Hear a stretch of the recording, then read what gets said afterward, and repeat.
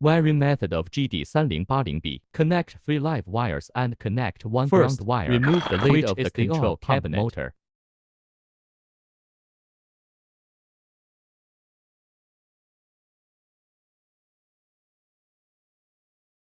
Three leaf wires connect here. Ground wire here. After we connect these 3 leaf wires to the ground, then confirm the spindle motor.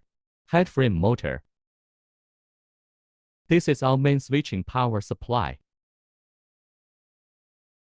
Make sure this oil pump is turned on first. Then look here. Look at this. Is this the oil pressure to this 1.0?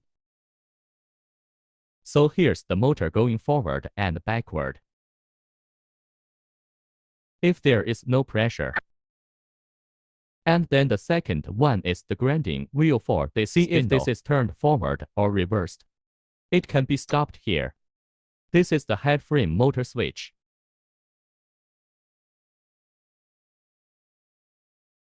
This is our main axis. This grinding wheel is fast forward and rewind. This is our workbench. Here you can control the time of left and right hydraulic resistance. The hydraulic pressure can be controlled here. Let's say we slow down. It goes more slowly. It goes faster. This is to control the feed of the spindle grinding wheel. 1 square is 0.002 毫米. Suppose we take a turn. 1 turn is 0.5 毫米. If you say this location,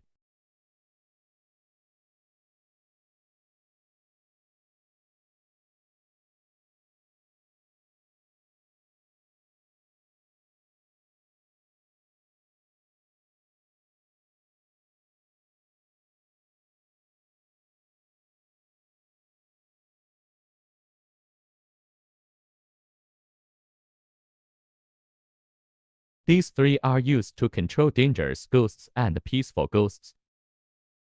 Dangui Pingui is automatically oiled inside.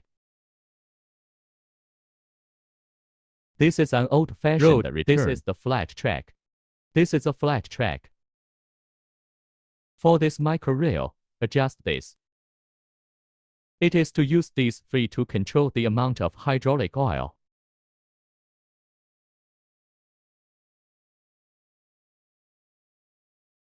Here, first of all, if we say grind it out, if there is a taper, there are 2 screws on both sides. After loosening, this is the screw used to adjust the taper. If we twist it to the right-hand side, if he is on this scale, it will go 1 到5 degrees to the bottom of this abdomen and go this way. If we were counterclockwise, he'll go this way, just 1 degree this way. 1到10 degrees this way. Suppose we want to grind the inner circle. You have to loosen this tailstock and these 2 screws. Then take it off. We will also loosen these 2 screws first. One on the left and one on the right, just leave a little bit. This one should also be loosened. Just put it in.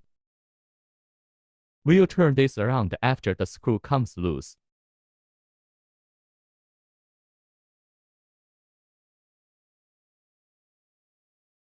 Turn this around before installing the 3 claws. There's a screw hole here. Just put this screw in for him.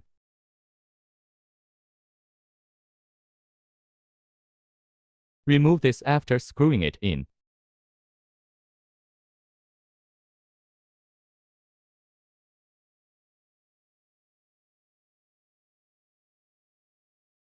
After dismantling, then we lock this. After it is installed, this is our 3-claw tie rod.